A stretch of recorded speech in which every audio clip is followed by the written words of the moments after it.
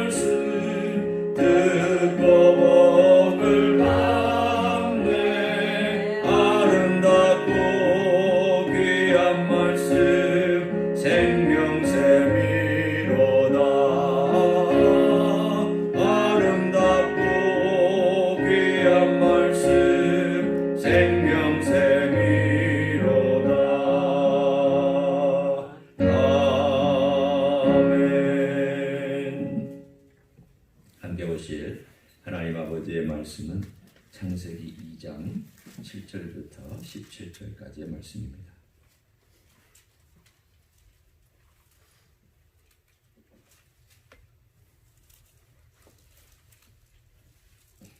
창세기 2장 7절부터 17절까지의 말씀을 거둬가시고 말씀을 나눕니다.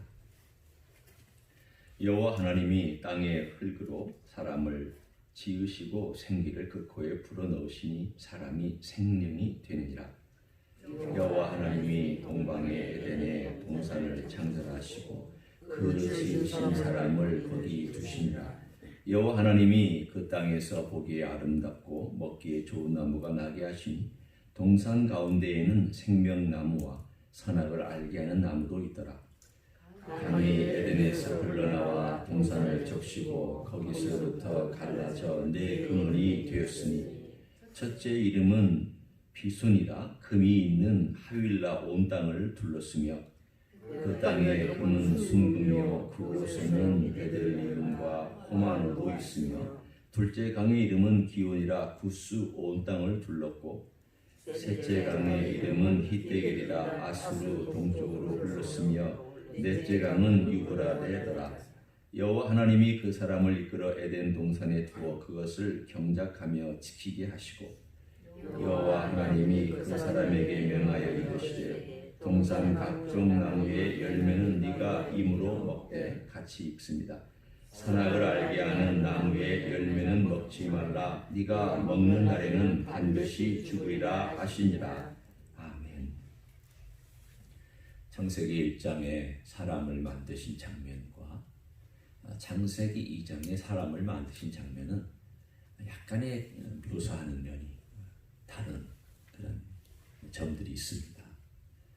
왜 그렇게 다른가? 그것은 어떤 측면에서 보느냐에 따라서 다르게 볼 수 있기 때문입니다.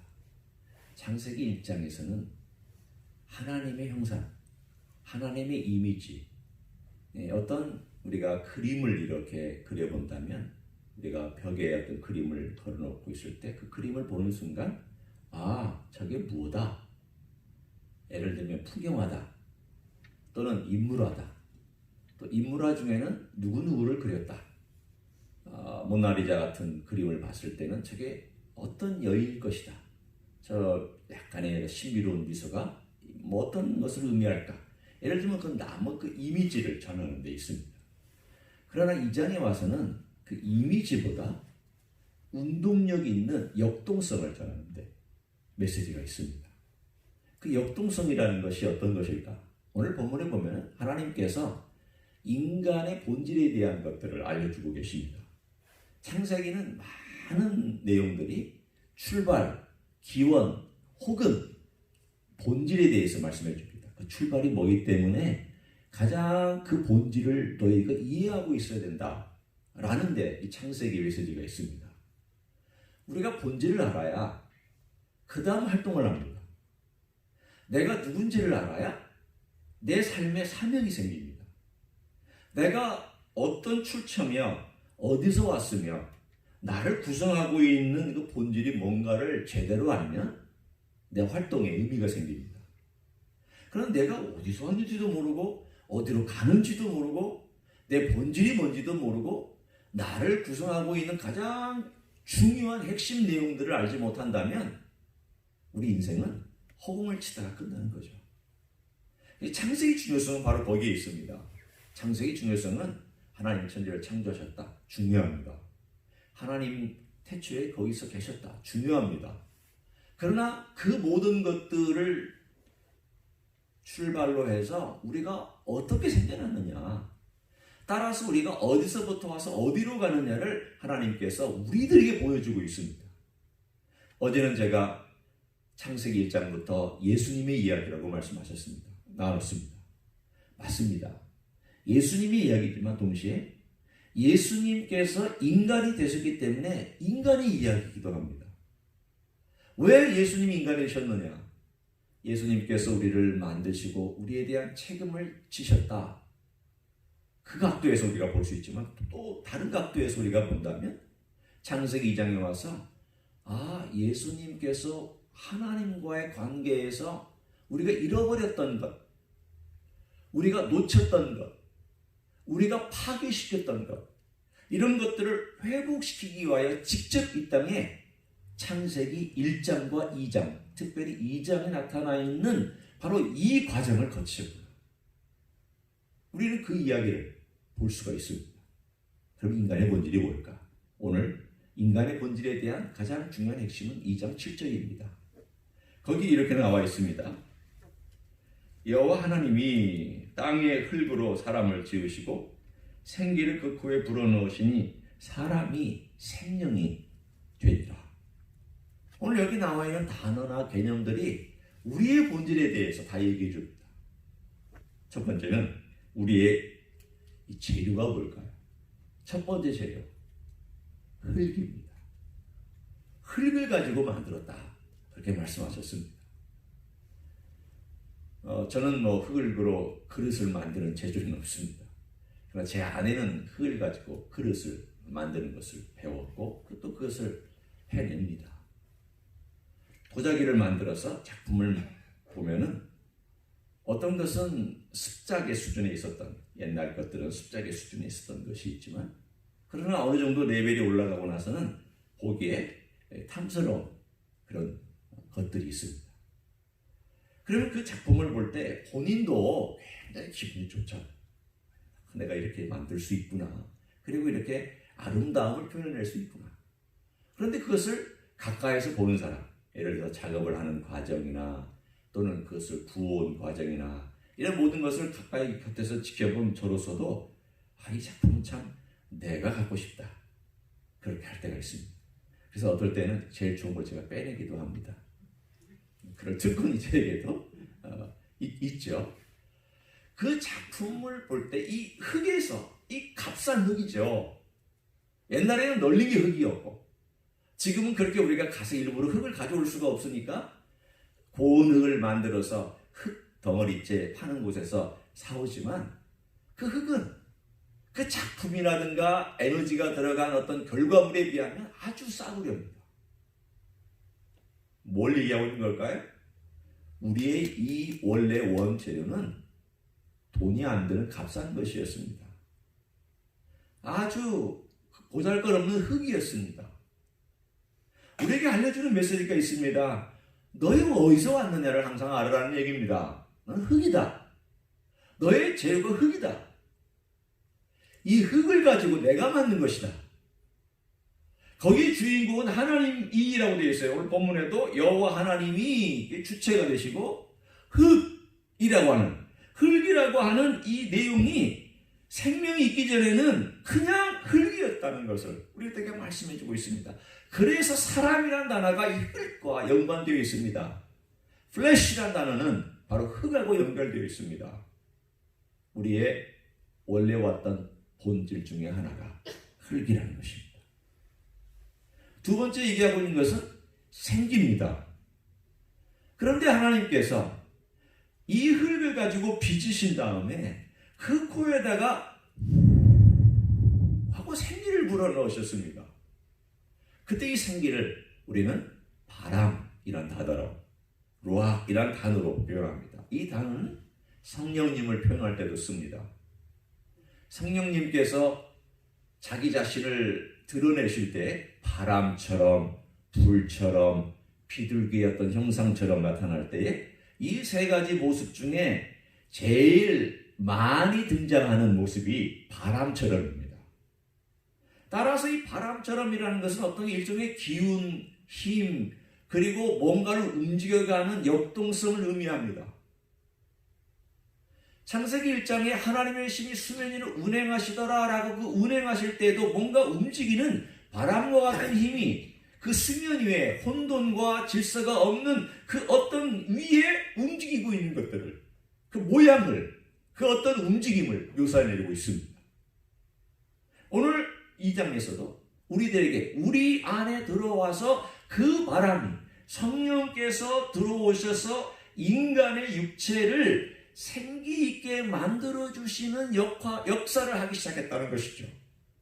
그러면 우리의 두 번째 본질은 뭘까요? 성령께서 우리 안에 들어와 계시다는 거예요. 성령의 바람이 우리 안에 들어와서 하나님과 교통할 수 있는 그 근거를 마련해 놓으셨습니다. 우리 안에 영혼도 하나님과 대화할 수 있는 지적이고 정적이고 의지적이고 많은 것들을 주셨지만, 그러나 성령께서 우리 안에 들어오심으로 우리가 하나님과 대화할 수 있는, 그리고 하나님과 머물 수 있는 놀라운 역사를 오늘 두 번째 본질로 우리들에게 보여줍니다. 그래서 그 결과 우리가 생명이 되었다라고 말씀합니다. 여러분, 우리가 왜 생명이 되는 게 중요할까요? 생명이란 살아있는 존재. 무엇으로 살아있는 존재가 우리일까요? 결국은 성령의 바람으로 살아있는 존재가 우리라는 것을, 우리의 본질을 얘기해주고 있습니다.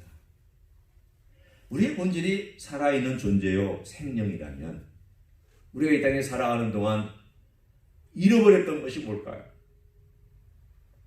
하나님께 우리가 나아가면서 에덴 동산에서 아담이 가졌던 놀라운 것은 하나님과 함께 걸어가면서 하나님과 대화하고 그 성령의 역사로 말미암아 그가 하나님과 밀접하고 친밀하게 대화할 수 있는 관계에서 그가 누렸던 그것을 오늘 우리들에게 보여줍니다. 그게 인간의 첫 번째 출발이었습니다. 아주 멋진 출발이었습니다. 아주 귀한 출발이었습니다. 잘했습니다. 그래서 아담이 가지고 있는 그 능력은 대단한 능력이었고, 아담이 나중에 볼 때 우리가 아담이 가지고 있는 그 능력의 한 샘플을 우리에게 말씀해 줍니다. 동물을 보는 순간 그 특징들을 보고 이름들을 지어주는 그 놀라운 능력을 아담이 갖고 있었습니다. 오늘 이것은 우리들에게 뭘 얘기할까요? 우리가 죄를 졌을 때 하나님의 이미지를 잃어버렸습니다. 우리가 죄를 졌을 때 하나님의 성령께서 떠나버리셨습니다. 생명에 연결되어 있던 하나님과 연결되어 있었던 이 모든 것들이 다 끊겼습니다. 이 하나님과 연결된 것이 끊기는 이 모든 순간 인간은 모든 것이 엉망이 되기 시작을 했습니다. 살아있으나 죽었으며 걸어가고 있으나 하나님을 바라보지 않았습니다. 이 세상에서 뭔가 의미 있는 인생을 살겠다고 노력은 했으나 결국은 모든 것이 다 헛되고 헛된 것으로 끝나버렸습니다. 여러분, 솔로몬이 이 헛되다라고 얘기했을 때 이 헛되다는 단어가 바람하고도 연결되어 있는데 그 바람 중에 가장 가벼운 바람, 입김이 헛된 것입니다. 성령이 떠난 존재는 단지 흠입니다. 성령이 머물지 아니한 존재는 단지 죽음입니다. 하고 입김처럼 살짝 스쳐 지나가는 아주 가벼운 바람이 되고 말았습니다. 성령은 가벼운 바람이 아닙니다. 성령은 의미 있는 바람입니다. 움직이고 역사하고 생명을 주고 인간을 일으키고 인간으로 하여금 이 땅에 살아가는 동안 찬란한 미래를 바라보며 걸어가게 해주시는 바람이 성령이라면 인간은 무엇으로 전락되고 말았느냐? 입김처럼 가벼운 바람이 되고 말았습니다. 그게 솔로몬의 전도서의 이야기입니다. 우리 현실을 얘기해 줍니다. 헛되고 헛되다. 이거는 그냥 헛되다 그런 얘기가 아니라 우리 인생이 그만큼 가벼운 바람이 되었다는 것을 말합니다. 아주 가벼운 바람이 되었습니다. 의미 없는 바람이 되었습니다. 아주 쓸데없는 바람이 되었습니다. 이제는 죽어가는 바람이 되었습니다. 이제는 인생에 아무것도 의미 없는 바람이 되고 말았습니다. 오늘 그 대조를 우리가 볼 수 있지 않습니까?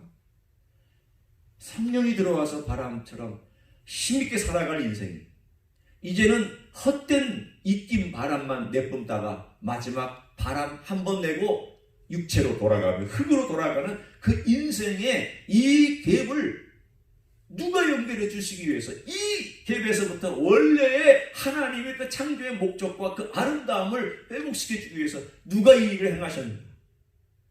이 헛된 바람의 육체를 입고 예수님께서 이 땅에 탄생하셨다는 이야기를 오늘 기본에 깔고 있습니다.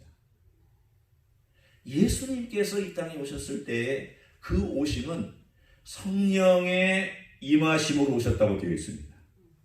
성령의 기운으로 인해서 탄생하셨다고 되어 있습니다.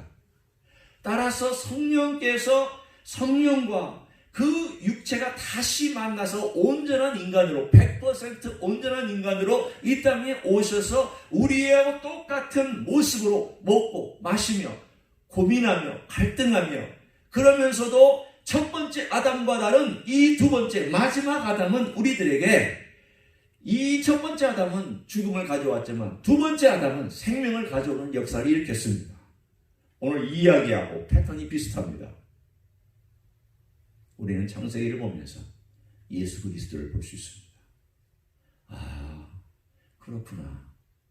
하나님께서 아무것도 아닌 흙을 일으켜서 생기가 들어갔을 때 생명이 되었던 것이 인간의 본질인데 인간의 이 본질이 깨어져서 엉망진창이 되었던 것이 결국은 죄 때문이구나. 우리의 선택이었구나.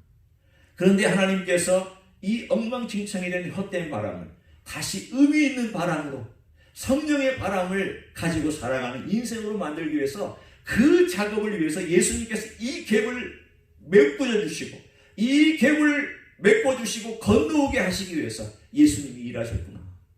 이분이 성령의 임하심으로 탄생하시고 육체를 입으시고 이 땅에 오셨구나. 우리는 우리의 본질 속에서 예수님께서 행하셨던 놀라운 일들을 다시 한번 발견해 볼 수 있습니다. 두 번째입니다. 사람의 본질을 얘기해 주고 있지만 두 번째는 에덴의 본질을 얘기해 줍니다. 에덴이란 뜻이 즐거움, 기쁨이란 뜻입니다. 그러면 에덴이라는 것은 친밀함의 모든 것들이 다 있었던 것입니다. 하나님 아버지, 예수 그리스도, 성령님, 그리고 남자와 여자가 그 친밀한 가운데 교제했던 곳. 그래서 그 친밀함 가운데 기쁨이 있고 즐거움이 있고 말할 수 없는 희열이 있었던 곳.